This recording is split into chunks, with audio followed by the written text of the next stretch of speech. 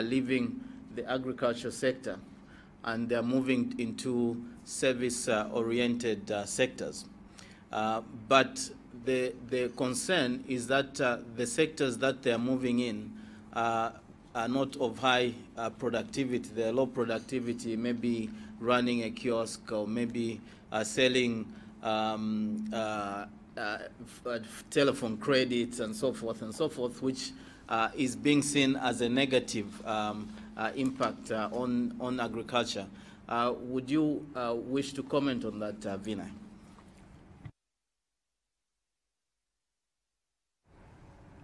Go ahead. If you want to comment, Vinay, I don't see any other questions on the floor right now, so please. Should we do it one by one? Okay. No, I see Sherry has a question or a comment, please.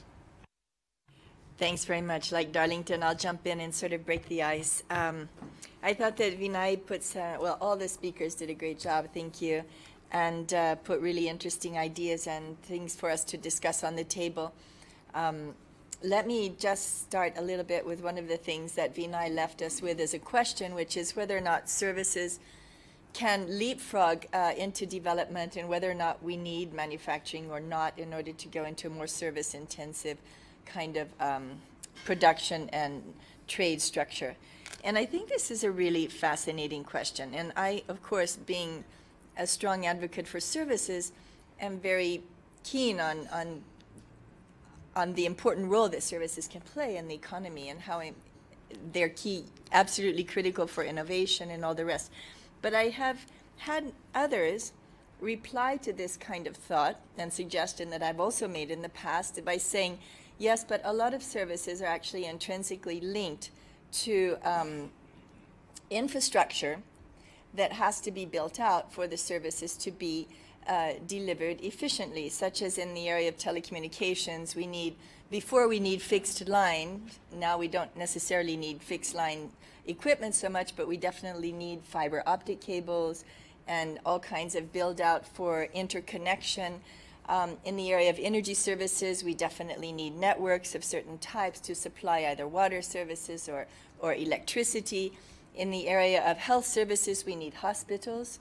In the area of, well, financial services, we need structures, banks, that's not so critical. But in the area of transport, we need infrastructure in the form of roads and airports and ports and bridges and so forth for road and water and rail and air transport. So many of these services do not operate efficiently in the absence of actual, I don't know if you want to call them manufacturing, but certainly, you know, actual physical structures and output. And one of the things we emphasize is the importance of logistics, and logistics is comprised both of the services but also of the infrastructure that allows these services to take place. So I'm just wondering to what extent these intrinsically are so linked that we really have to go forward together, and that efficient services, in order to be provided, need efficient infrastructure and logistics at their basis. So just throwing that out. I have other questions later for the other speakers. Thanks. Good point. And I think that's part of what came up yesterday, too, was the need for the infrastructure. So it's a good challenge. Yes, Martine. Thank you, Andrew. My question will also be directed to Vinay. And I was just wondering whether he could break down some of his analysis further in terms of the different services sector specifically and how they feed into this whole analysis based on the structural transformation. Because we know that services are not a homogeneous sector. And I thought it was very interesting how both the presentation by Nicholas and by Professor Kiribiti, I think, showed really that depending on what services sector we're looking at, it does make a big difference in terms of the analysis and possibly the policy implications. And going back to the discussion about structural transformation, as we said earlier in the previous meeting, we did mention the fact that possibly we do see a positive trend in terms of services and structural transformation because the move from agriculture to services sectors in the region has led to growing overall productivity, but that maybe we need to look at what sectors, what services sectors specifically those jobs have been in, and whether in terms of the policy making we can maybe possibly redirect And in that regard, I think it would be interesting if we look, as Sherry has just now said, to the different types of services categories that we do have. So we have the services that, let's say, contribute directly to social development, as was indicated by Nicholas, like education and health. So you may want to promote these just because of their nature themselves, these essential services, basically.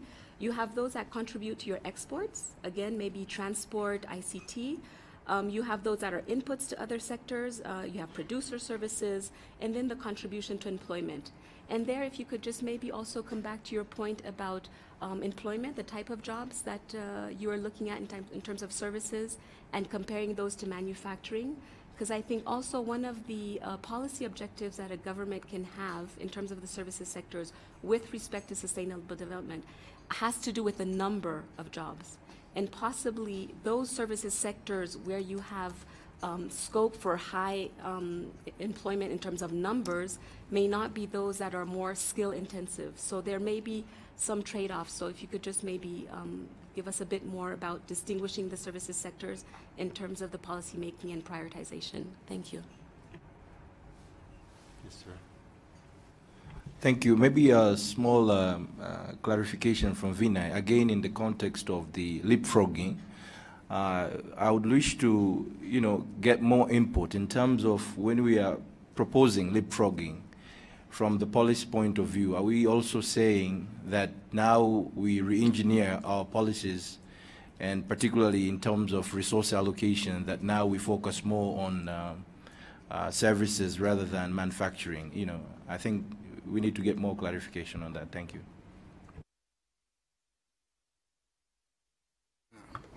Thank you for appreciation. Thank you very much, presenters. My discussion would focus majorly on to Nicholas Frank. Thank you for the criteria developing in the concept. But when I look at the end result, when we live here, our task should be, how do we help our economies to realign towards service sector? Now, when you look at the impact, especially at level 4, which is the D part of criteria, we need to understand how do we measure the propensities of these services. For instance, we had an argument in Uganda. KCCA, the city council, wants to stop usage of small taxis and motorcycles. But we have an argument that no, these people, there are so many in terms of employment, and trickling down that effect of the income is meaningful. They are saying, no, let's adopt the Kenyan approach of bigger matatus because we want the city organized. So we are looking at the mathematics part of it, the economic implication. Our model is serving better. But for the case of Kenya, their model is serving them. So here we need to sit and calculate. I wish there is a formula, maybe if it's there, how we measure these propensities. And again, the transport service sector can help, for instance, in Kenya, but does not mean that it is equally relevant to another economy. So we need to see how do we calculate the competitive edge of each nation or economy can have in this whole structure. Because I think services can contribute, yes, but differently are cutting across. I thank you.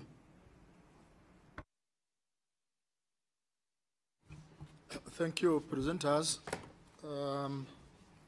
My concerns will mainly focus on Vinay and the last speaker, the first and last speaker. The first speaker, when talking about the myths about the service sector, saying that NAPRA we underplay the service sector. This is true, even if you take like the matching grants programs in Tanzania and Somaliland, more emphasis was on the productive sector and not the service sector. And to the extent that the retail business, the buying and selling in Tanzania, was totally excluded. Therefore, I don't know whether it is a continuity of the myth or something else. The other was about the wages. The first speaker gave us example of Lesotho, indicating that the service sector was, when you compare to the wages, was more or less on the higher side compared to the manufacturing. But the last speaker, I got the impression that the service sector, especially those where there are more women, their pay is low compared to that of men. Then how do we reconcile the two views? I would like probably more clarification. And also, when looking at the gender aspects and so forth, the entitlement to women, you see, even if you take, let's say, for example, Tanzania, the government stopped business activities and they left it to the private sector. As long as the private sector is going to grow and so forth, this kind of challenges about the place of women and how much to be paid and who should be employed is going to remain a challenge unless we come out with certain principles or policies, which might be not easy to implement. And also, we should not forget about the education trend or education structure. What kind of trades or education or the women are pursuing? If you take in the airline business, you are talking about women are, I don't know, air hostess because they take care, I don't know, they care a lot. I mean, then if there are not, if women or girls are not pursuing engineering-based programs, then it should not be a surprise that we don't have engineers in that sector. So I think that is another area where one needs to look at and probably encourage girls, positive discrimination, to see if they can be able to follow them or not. But I understand in some countries there has been a lot of noise encouraging women to pursue those studies, encouraging women to apply for jobs. Even in the adverts, they say women are highly encouraged to apply. So those are my few observations about the papers. Otherwise, thank you for enlightening us and showing us the way. Thank you. Yes. Thank you, Chair. I would like to thank all the previous speakers for their nice presentations this morning. Now, my question or clarification I would like to get from Mr. Nicholas. He gave us some phrases that services productivity would decline as countries get richer, and good jobs are created only in manufacturing. I somehow got confused. I need some clarification. I think services is vital, is very essential in the growth of development. Now, these phrases, are they not contradicting? Thank you. Good. Let me take one more and then I'll come back to the panel. Yes. Thank you. Just to add to the discussion and services, and which should take a precedence over the other. I think in Vinay's presentation, and also to a certain extent in Nicholas's presentation, something that came out quite strongly that for many of us who have been services trade policy advocates is that there's a huge lack of evidence, in particular in sub-Saharan Africa, of the contribution of services to manufacturing. And until we close that evidence and information gap, we will, continue to be, our message on how important services is will continue to fall on deaf ears. Until we can illustrate that, look, for a country where coffee is a major exporter, 60% of what you're actually manufacturing is, your input is services. So unless you're getting your services cheaper locally or cheaper regionally, your coffee will still become and competitive on the global market. And I think this is the challenge for organizations like ITCSD, organizations like the same I represent, COMESA, where we can fill that knowledge gap.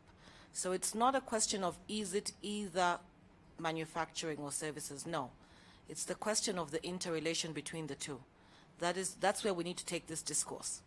Thank you. Great, thank you, very good question. And we're doing work on value chains there as well, so I'm sure one of my colleagues will come back in and talk about that. Let me come back, okay, one more, then I come back to the panel. I think I wanted to comment about that issue of whether it is services or manufacturing, because if you realize, I think somebody made a graph there where actually the research was high, manufacturing low, then services. Because even before you get a product online for manufacturing, basically there is a lot of services that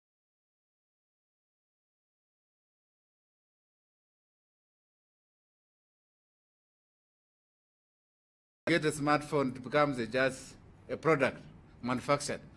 But how many software does it have actually to run, to make actually the software actually work? So as the presenter said, the service bit in those actual manufactured goods becomes intangible.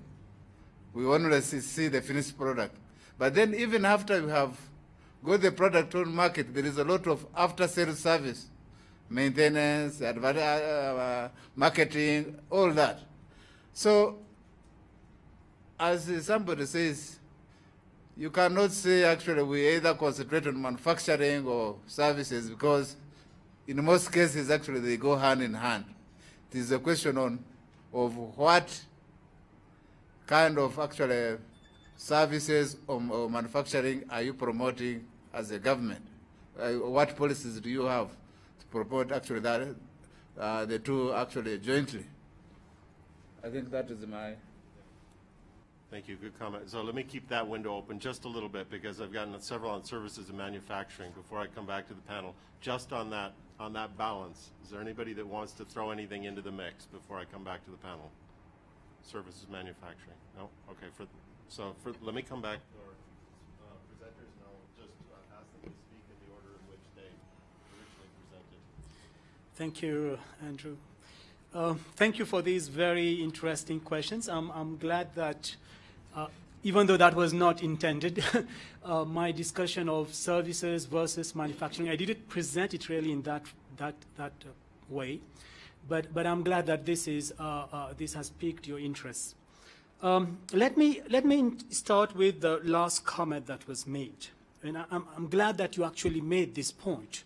When we talk about services versus manufacturing, okay, I think it's a false debate. It really is a false debate, because in manufacturing, there are so many different services involved, okay, that actually it's been estimated that if you were to look at value addition, how much value services contribute to manufacturing, with the recent work on GVCs and all, I think the estimate is like 50%, yeah? 50% of value addition is attributed to services. And one example that that's my favorite example, you might have heard it before, if you've been to my presentations before. This study, Deborah, you know that, this study by the Fung Global Institute, okay, of a very basic product. I'm talking about bread. Okay, I'm talking about bread, a very basic product. And they have done they have taken the value chain of a bread in Hong Kong and looked at what are the services that go into the manufacturing of a bread. And mind you, a basic product like bread constitutes 25 different services.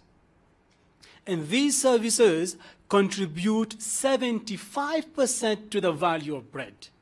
So when we talk about the value of bread, it's not the flour, the yeast, the labor. It's the services that contribute more to the value than the actual physical inputs as such. So I think it's very important for us, and I think by this I'm answering several of the questions that were raised. that we bear in mind that this distinction between services and manufacturing or services and physical products is, in my view, really a false debate. The line between services and manufacturing is increasingly being blurred. We talk about services being embedded, services being embodied in the production of products, okay? And again, these are things just because you don't see them doesn't mean they are not there. So when you think about many African countries and how much of services are African countries exporting, yes, if you look at services export data, you probably won't see much, okay? But let's face it, many services actually are embodied in the products that African countries are exporting. In this part of the world, for example, we know that Kenya, Tanzania, Ethiopia now are big players in horticulture. Do you imagine how many different kinds of services that go into that? Is it just fruit and vegetable cut flowers? Is it just the physical product? Even for cut flowers, if you were to think about the share of the value of cut flowers that could be attributed to air transport, I suppose it's significant. Storage, packaging, all that. These are things that are not seen. So that is the point I was trying to make. The myth, just because something is not seen doesn't mean it's not there, okay? And the point was made by a colleague about when I said good jobs not happen only in manufacturing, there's declining productivity in services. I made those points by way of myth, saying that myth by definition is something that is not true. So it is not true that good jobs happen only in manufacturing. Just like it's not true that services are subject to declining productivity. Actually, if you look at the evidence, it's the opposite. It's the opposite that's happening. Let me quickly take up some of the other questions. I may not be able to do justice to all of them. Darlington's point about this negative impact on agriculture as people are migrating from agriculture in search of supposedly better jobs in services. Yes, it's a phenomenon, especially in Africa, I suppose. But the point is, when you look at, I was making this point about convergence, okay? And I said that when you look at convergence, convergence is happening at a higher rate in services, higher than in manufacturing. But what about agriculture? I didn't show the graph. In agriculture, there is no convergence. If any, there is negative convergence, meaning countries that are starting with low shares of agriculture don't necessarily see themselves contributing, the agriculture sector, contributing more to growth, okay? So the point then is, the fate of the agricultural sector, I think we know it. It's a long-term decline. We have seen it throughout the world, okay? And there is no escaping the fact. So the fact remains, therefore, that agriculture is bound to decline, okay? But the point is, then that raises, you might say, a question of food security, okay? But if the agricultural sector declines in terms of what it contributes to the economy, how many jobs it creates, okay? It can still grow in productivity. But this is something that's not happening in Africa. So the point is, and that relates to another question that was asked, I was recently reading something. I am from Mauritius, and I was reading something about a very fascinating story. Obviously, I didn't pay much attention, but I'm now connecting that story to some of the questions being raised. Graduated with a bachelor's in agriculture, okay? Look for a job. Obviously, agriculture in Mauritius, as you know, really, there are few jobs available. So after, I don't know how long, he couldn't find a job. So what he did, he said, okay, I've done agriculture. I know how to do things. And he said, let me set up a greenhouse. So he went into hydroponics. But that is not the end of the story. Actually, that's the beginning. So if you stop there, then you're saying, okay, that's agriculture. I'm producing vegetables. I'm just selling it off, okay? But he went further, and what he did, and this is where this idea of embedding services in the production of goods comes. He set up a website, okay? And he started selling vegetables online. Can you believe that? He started branding his vegetables, as you know, Mauritius also is big in tourism, to sell to the hotels, which obviously fetches premium prices, okay? So, what is bringing more value in this process? Is it the vegetable that he produced? Or is it all the services, okay, that then got tied with the product in actually selling the product? As I was showing, the smiley curve, okay? Manufacturing in itself creates very little value. I think that's a fact that we can't dispute, okay? Most of the value addition, even in manufacturing, comes from services. Now, what kinds of services for structural transformation? I think that was the question raised by Martin. I think it's a very deep question. I don't think I have a straightforward answer to it. The point is, different kinds of services obviously require different kinds of skills, okay? When we're talking about countries in Africa, where skill development obviously is an issue, okay? If you really want to go into services, I would say you have to start low and build up gradually. So I would say, let's talk about, for example, call centers. Let's talk about call centers, because the skills to operate a call center, in my view at least, are rather basic. If you're an English-speaking country, which many countries in this part of Africa are, okay, and you can help people just develop a bit of their speaking ability, you know, and I know in Mauritius they have done it, and they have done it very well. That's the way to go. I think the example was taken during the, I was talking to somebody, I can't remember who, during the tea break, about how the lady from Kenya, yeah, how you're training people to operate word processing, things like that. Was it you or someone else? But anyway, the example is there. And these are basic skills, and we are talking about people who didn't even finish, you know, high school. So the potential is there. You just have to start somewhere. I would say that ICT, at least in my view, is one very promising sector. It's very promising. Why I say ICT compared to other sectors? Well, the other sectors have been around. ICT also has been around. But if you look at the pace of development of the ICT sector, especially facilitated by technological advances, okay, the sky is the limit. So the potential really is huge. The question about leapfrogging, services versus manufacturing. Again, that was not my idea. I didn't want to make a distinction between, you know, services is the way to go, manufacturing, don't go into that. The point I was making is that if you look at Africa's record with industrial development, especially manufacturing-based industrial development, it's not been a very positive record, has it? I mean, you know it, yeah? So the question is, given that the manufacturing phase of development has been such an elusive phase, okay? Can you do something to jump to a superior level of development without having to go through every little stage of the manufacturing phase?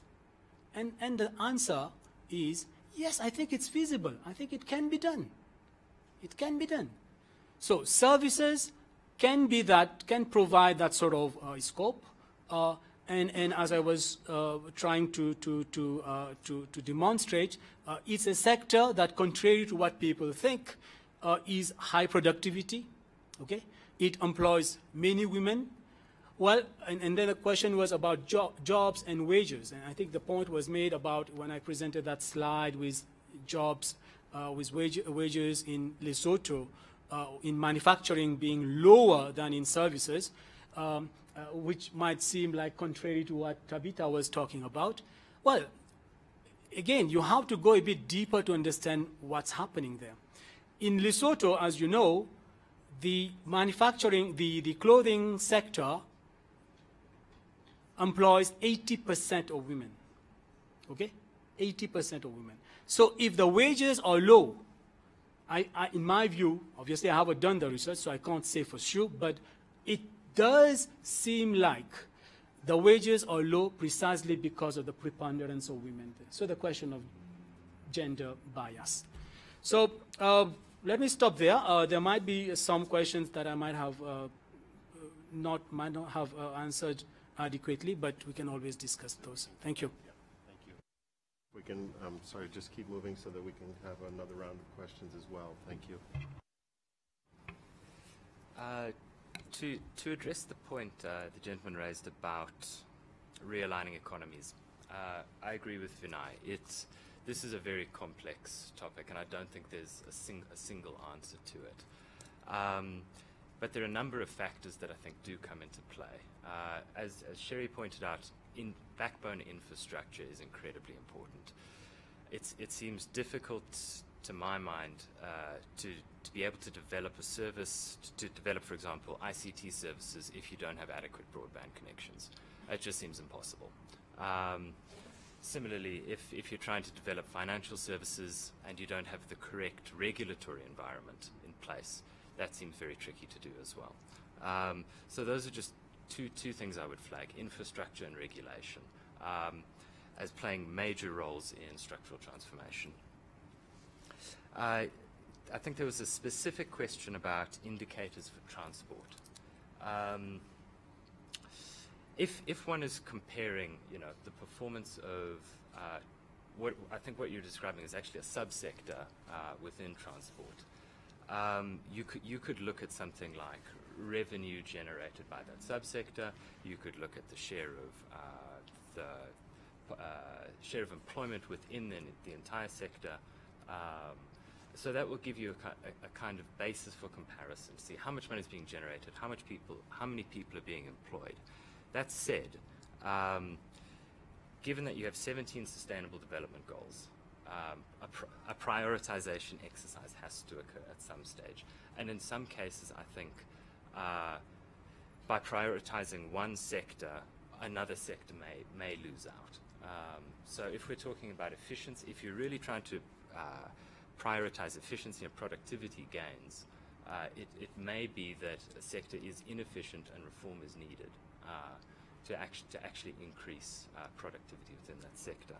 I think there was a question about incomes declining. I don't think I said that incomes decline. But that said, there is certainly a positive indirect kind of growth effect that does occur, and that this is related to incomes. So as service sectors contribute to growth, growth leads to increased incomes, and increased incomes in turn lead to the achievement of certain sustainable development goals, the development goals that are tied to incomes.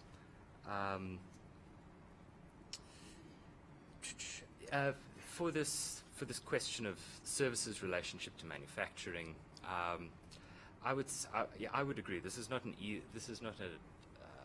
either-or situation.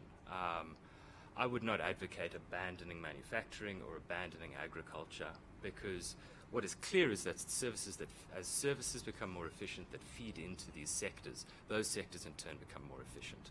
So providing access to finance for small-scale farmers, for example, results in large productivity gains.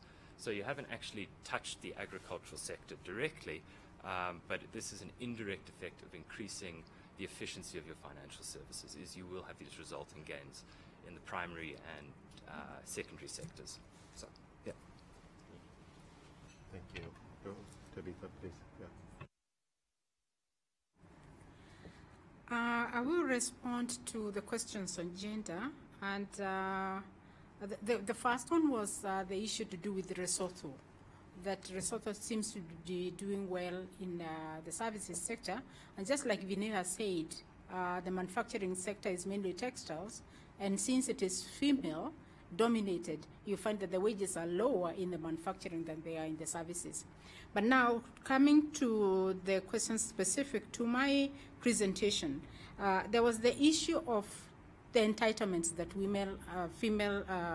female employees are supposed to have. And you said that as long as the government is not the one in doing business, it's the private sector, these challenges will continue to grow.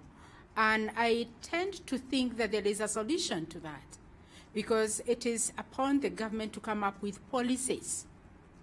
It's the government to come up with policies and to make sure that the implementation of these policies is, I mean, there is a regulatory framework, that you don't have a rogue private sector making up its own rules. That if we have like what is generally recommended, especially under the IRO, we customize it in our own country, and then we make sure that we also cascade it to the private sector, and we police it and make sure that the private sector is also playing ball. And something to do like minimum wage, that provides like the basis from which women can negotiate upwards. But if we don't have a rule on minimum wage, then the private sector can even decide to pay $1 a day, or they can decide to just be hiring part-time. Yeah, but if there is a rule that you can only be part-time or you can only be casual for a certain period of time, after which you become permanent, then it is upon the government to make sure that that one is followed through. Now, the other one was the issue of, what women are, the kind of education women are pursuing. And I actually understand, and I'll give you an example of my university. I did a research where I think more than 10 years ago, and I found that girls were being admitted to do civil engineering, to do mechanical engineering, and so on and so forth. But when they come to the university, they start having ideas that mechanical engineering is all grease, wearing greasy overalls. And you find them changing to do education. You find them changing to do anthropology, because that is what is, that's the way they have been socialized, that is what is good for them. And it's actually not woman-like, it is not female-like to be seen in overalls. Those ones who had been admitted to electrical engineering, during the research you ask them, what do you associate this with? Climbing electrical poles. And of course, that is not female-like. So you find them changing, and we end up with very few doing those courses. Civil engineering, something to do with roads. To them, that is not female-like. Where is it coming from? It's all coming from the way you have socialized the girl child. The way we have socialized the girl child is, even when you are buying dolls for them, we buy a doll, we buy a doll for a girl, and we buy a truck for the boy child. We also, we try to show them right from the word go what is good for them. We encourage them to be nurses. We encourage them to be teachers. Why?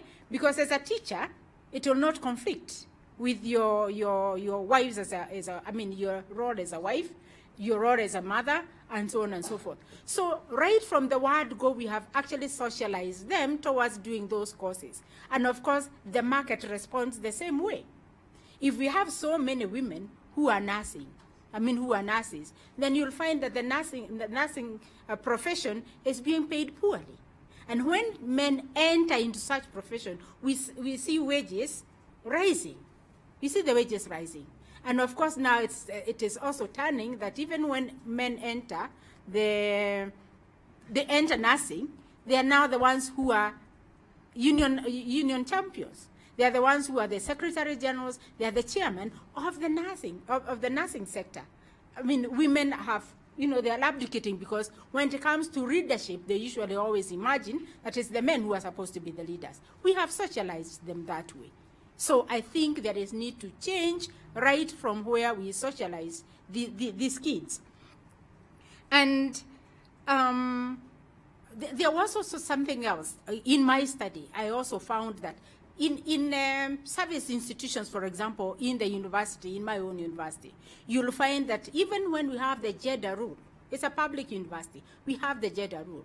We say we have how many vice chancellors? We have DVCs. Of course, the vice chancellor is a man. Then we have the deputy vice chancellors. You do what you call tokenism. We have one DVC who is a female and given a very soft role, a very soft department. So we are still having these ideas that, that is where they are supposed to be. And of course, we are not providing a good role model. You're not providing a good role model. And as I said, policies are there. Like in Kenya, we have the 2/3 gender rule. It's constitutional. But in parliament, they said this is supposed to be progressive, while the constitution had said it's supposed to be immediate. But they went to the Supreme Court. And the Supreme Court, which is male-dominated, said it's supposed to be progressive without a timeline. So when will it be? So the question is, we are back to where we began. We still have these embedded, even our own selves. We have the gender stereotypes of what is good for the woman, something that should not be in collision with her role as a wife and as a mother, and as a nurturer and a carer. Thank you. Good, thank you very much. So I'm ready to take more questions. I'd just like to give you a little push also, because I think that we've moved past the either or on the manufacturing and services. Sherry put down a challenge, which was maybe you can't leapfrog. Maybe you need those. Maybe you need to bring in essential infrastructure. And then we heard more from Vinay and others about, well, how could you start to think about what the priorities are? So can we see, is there a path there from taking advantage of some of that essential infrastructure, as we were talking about yesterday, to then creating priorities? And what kinds of priorities might they be? So I put that back to you. Come back to me, but with other questions as well.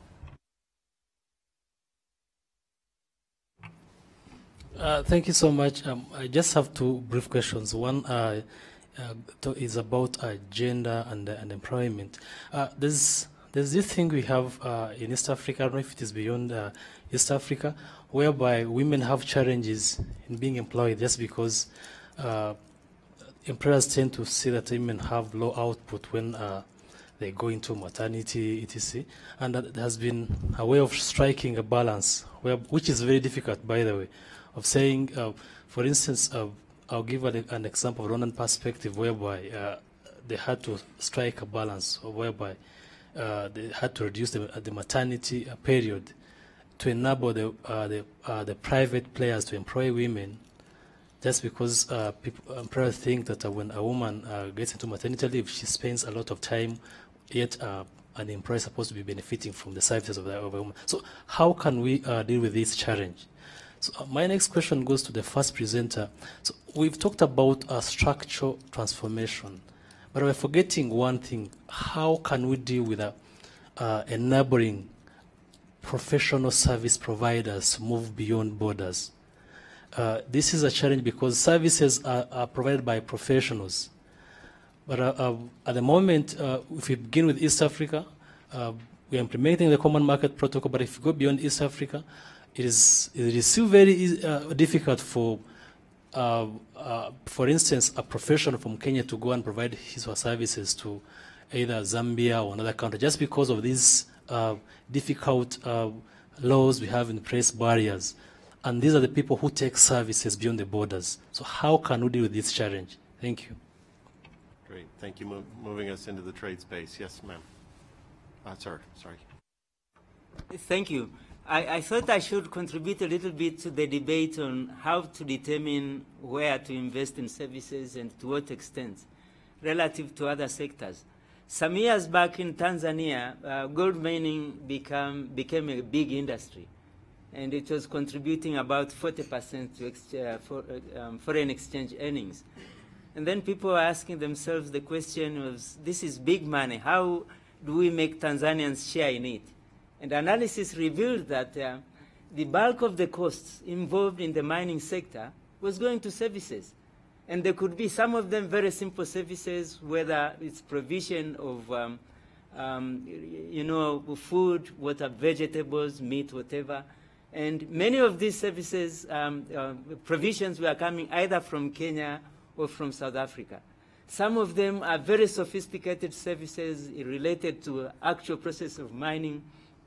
And what came out was that there are certain niches or services where the country, the government, working with the private sector, could build the kind of skills required for those services to be secured from Tanzania very quickly.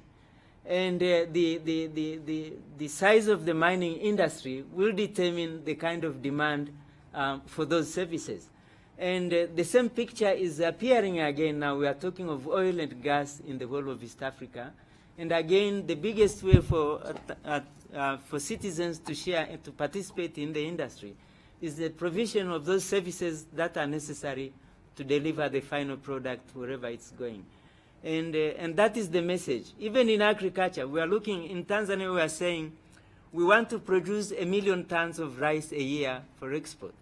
And it's beginning to happen. Last year, we produced 1.4 million tons, and we consume only about 2/3, so we had about 400,000 tons for export. And then you begin to find that there are policy constraints which inhibit exports, and it's happening. There are logistics services for supporting the agricultural sector, aggregating the produce, maintaining standards at the level that they should be maintained for the export market, handling for issues against the problems like aflatoxin isn't there. And if we want to continue with the promise of producing 1 million tons for export, which can be done very quickly, we have the land, we have the water, we have the farms, they have already been certified, and investors have turned up. It's a matter of making sure that if the government, if it's the smallholders, the government has in mind how it's going to link those producers with the markets in terms of the logistics involved. If it's a large investor, they can handle their own problems. And that's where services come in, and it's an adjunct part of the production in goods, whether it's agriculture or manufacturing or mining. Without it, you can't go anywhere. Thank you. Excellent comment, thank you. And how? So I guess one of the questions is how can those services be developed along with that? So they're clearly a component. More comments, questions? Yes, sir. The comment was picking up on the last comment that was made, which was very insightful, I thought. The point was already made about agriculture shedding labour. But in a sense, it's shed labour but hasn't gained services, which I think is the point that you were just making. And then that goes to the issue of agriculture's declining share within the economy. This is something that I've always had some difficulty with, because if you look at agriculture in a very narrow sense, then that's right, just in terms of employment and direct contribution to GDP. But if you look at agriculture, agri-food processing, if you start including restaurants, if you start including informal, just the food that you buy on the street, etc., you start, and the services that go along with them, the logistical services, etc., then you get to a very different perspective in terms of agriculture and the agri-food economy within East Africa and other developing countries. And picking up on Tabitha's point about the statistics that were given about the poverty being largely a sort of a rural, not exclusively, but largely a rural phenomenon, and falling disproportionately on women. I'm wondering whether the development of services specifically directed at the agriculture sector would have a disproportionately sort of inclusive impact on that burden of poverty as well. Thank you. Great question, getting us towards priorities, thinking about priorities again. Yes, sir. Thank you very much. There were a couple of issues mentioned about transport. I want to pick it from there and contextualize the contribution of transport services to the attainment of the Sustainable Development Goals. Transport in itself, we know that it plays a very big role. And my brother said that transport may play a big role in other economies, but most likely not in other economies. I would like to differ with that and correct that statement. Transport is very vital in all the aspects of achieving the sustainable development goals. One of it is that transport facilitates the accessibility to hospitals, to markets, to schools, to employment. And unless transport is developed and transport is taken to be the most important thing, we cannot attain these things. For example, schools enrollments is determinant on accessibility to schools in terms of motorable roads, all-weather roads. So if we cannot access the markets, there is no way agriculture is going to perform. Because if you cannot take your products that you've produced without transport to these markets, you cannot increase productivity in the agriculture. So transport is linked to poverty levels. Where there is poor infrastructure at rural areas, you find that poverty is prevalent. So other indicators that we need to be looking at, apart from only revenue and employment, we need to look at the accessibility issue, the index, in terms of how many access all-weather motorable roads. What is the index? And on the issue of KCCA and the border borders, we know that the border borders, I hope all of you know the border borders. They are these motorbikes, taxis that move around the city. It is important that we notice that this is not a sustainable mode of transport. We are talking about sustainable development. And we know the risks that this has imposed to our country. These border borders rose as a result of a poor public transport system in the country. They are just bridging that gap. So we need to improve and transform our public transport system in order to enable effective delivery of labor to the points of production, timely delivery of products, goods, and services to these areas.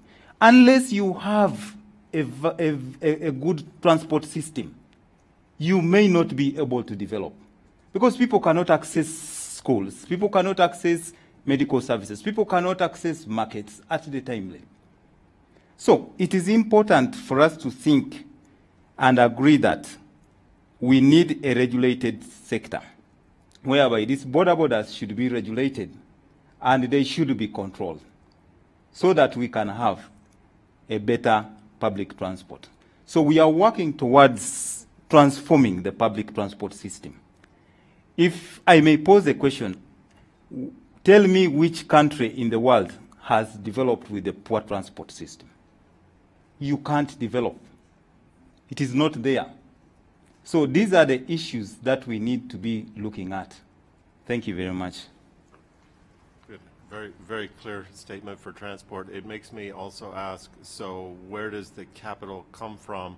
And this brings us back to a discussion that we had yesterday about what the advantage is of taking capital infusions to do development of certain sectors, and to what extent does that road development that goes with it bring other aspects of development. We have just 5 minutes, and I want to give each of our panelists just a quick chance to come back and have a short word. Are there any other burning questions from those of you out at the tables? Is anybody getting hungry? Possibly. Okay. So let's stop there. There will be plenty of opportunity to take this discussion further. I'm really happy that the international trade component came up several times, some really good issues. So if I can reverse the order now and offer the first voice to Tavita, and we'll come back the other direction. Well, it's good you've women first. Thank you very much. We're being very equitable. Yes. Exactly. Now, there was the issue of women challenges, and there was the issue of the myth that women have got low productivity because they have to take time out for maternity. And I would say that is actually a myth, because studies have actually been done, and they have found that women's productivity is just as equal, if not more than that of men, if they are provided with the right inputs. But most times you find that they don't have the right inputs, they don't have access to resources and so on and so forth, and therefore it is usually assumed that their productivity is low. Now the issue of maternity, one thing we need to remember, that is a God-given right. We have to give birth. Men cannot give birth. Yeah? And I mean, we have to make sure that the population continues. Yeah? So we have to, I mean, there's nothing we can do about that. If women stopped giving birth, then the world would cease to exist. So we have to remember that giving birth is a God-given right, and women's right are human rights. So we need to remember that. And that is why the ILO came up with this, that you have to have at least a minimum of 14 weeks maternity leave, and 2/3, you're supposed to be paid 2/3 of your previous earnings. And of course, if we make the environment conducive enough, women can work up to almost the time that they are going to give birth, and then after that we provide creches, and we also try to come up with an environment where men can also participate in the care economy. Now let me give you what is happening in the social media in Kenya. There's a lady on Citizen TV who is quite, she's heavily pregnant. And if you look at what is happening in social media, and especially it's coming from men folk, that she's so disgusting looking there, pregnant, that she should go home, that, what is she trying to prove? But there's nothing wrong with being pregnant. After all, it's a man who made her pregnant. So why are we disgusted that she's doing her work? Yeah? She's doing her work up to the time she'll go and give birth, and then she'll come back. She's just trying to show that, there's nothing wrong with being pregnant. She'll just give birth, come back, and continue with her work. So what I'm saying is women's productivity is not low as long as we follow the rules. And I mean, it has actually been shown that women can be much more productive given the right environment. And I think I also agree with Robert that we need to take services to the rural areas, especially where women are, because if we do, then that is going to impact positively on women, and of course, poverty will come down. Thank you very much. Good, thank you. Nick? Just in response to that question about transport, I was not saying that transport does not matter. I was simply saying that and I knew it was the slide that was going to get me in trouble, which was criteria B, backbone services. I knew it was, because, again, this is a basic listing exercise for that criteria. So transport only relates to one SDG target, so it makes it look unimportant. That's why I said it's quite important to look at the nature of the contribution and the strength of the contribution, because once one starts looking at that, then it becomes very clear that transport interacts across a wide range of SDGs. I think it impacts about 6 or 7 of them, almost as many as financial services. So incredibly important. So yeah. Okay. So need to adapt. One size doesn't fit all. Vinay. Thank you. This question about movement of professional workers in the region, as you know, we're talking about Mode 4, and it's by far the most sensitive modes when it comes to services. In the region, I think I said when I was speaking earlier that you have evidence of workers, professional workers in this region working across borders. Now, whether that is enough, I don't think so. I'm sure there is a lot more potential out there that can be exploited. And therefore the question is, and that was the question that was asked, how can this be promoted? I think it comes down eventually to what is being done at the level of the EAC, at the level of the COMESA, to facilitate this kind of movement of natural persons, okay? But when it comes to services, and I'm not talking about MODFA, I'm talking about services generally now, okay? When it comes to services in regional integration negotiations, especially in Africa, services have always been left behind, as you know. Even now that we are negotiating the continental FTA, as you know, services are being taken up only in the second phase. So there has been this sort of linear approach to regional integration. Goods first, services later, okay? And I think that's the wrong way to go. I think we've been discussing here that you can't dissociate services from goods. Services are what drive the competitiveness of the exports of goods. So why take this linear approach to regional integration? That might be part of the answer to the question as to why there is so little movement of professional workers. This is something that has to be taken up at the level of the EAC. I am not particularly sure if there is, if services are there, but even if they are there, I'm not sure if Mode 4 is being addressed adequately. And even when it is addressed adequately, at least on paper, we know in practice the reality is different, okay? Even when it comes to basic trade liberalization, you agree on, you know, bringing down tariffs, but in practice, is it happening? We know it's not happening as in the way that you have committed to. So when it comes to more sensitive issues like movement of people, obviously we can see bigger problems there. The question about services, and I think it relates to an earlier question as well, how can you really promote services? What sort of approach to take? And that sort of prompts me to think whether you need a sort of a new industrial policy to promote services. Okay?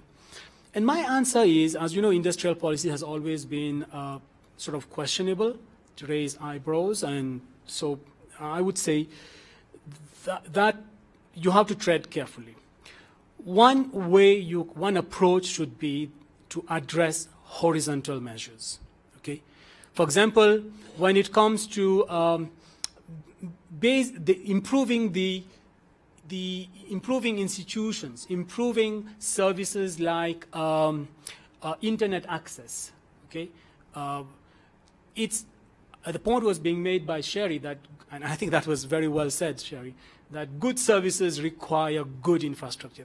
That's true. I mean, we all been so frustrated at one point or another on internet when you see things sort of, you know, you're losing it every time over your Skype and you're losing connection.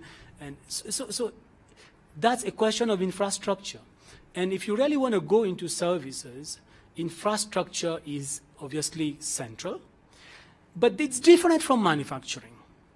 When we talk about manufacturing and infrastructure related to manufacturing, we are talking more about machinery and perhaps physical roads and logistics and all that. Yeah? When it comes to services, you still have infrastructure challenges. So let's not forget the infrastructure challenges. They are there. Okay? How do you build efficient internet connectivity? You know, especially if you're trying to go into this dynamic and promising sector of BPO, ITES, BPO.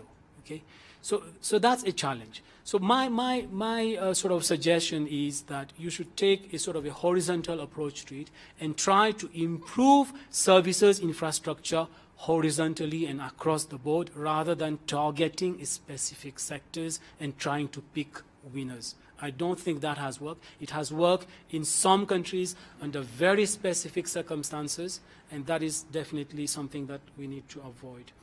On Michael's question about, I think the point was, it was raised, it addressed maybe to some extent, rural poverty associated with agriculture, and therefore how can services help? Very interesting question. I don't think I have a straightforward answer to that. Okay, I am very tempted to say that you need to bring more services into rural agriculture so as to improve boost value addition in agriculture. But how do you do that? It's easier said than done. It hasn't happened for all those years, and therefore the question is, why should it happen now? You know, so important questions. I think, and that's probably the beauty of this arrangement here, to talk about those challenges and try to brainstorm and hopefully come up with some recommendations that can be put forward to the policymaking community. Thank you. Okay, thank you very much, Vinay. So we're running about 6 minutes late now. I will spare you any sum-up comments, except to say that I think you've managed to dig into both large and smaller issues related to development of services. So I think you got to some very interesting things, and I look forward to deepening that discussion this afternoon. We'll take about an hour for lunch. I'd like to remind you that we're doing a group photo. We'll give you about 10 minutes to get there before we click the shutter. Maybe even, no, where is it, Carolyn? It's just outside. Now, okay. Okay, we do it now, but at the pool. At the stairway. Okay, so we're doing it right now at the stairway, so you won't have any time to escape. So thank you very much, and then you'll have time to eat, and we'll call you back after about an hour. Thank you.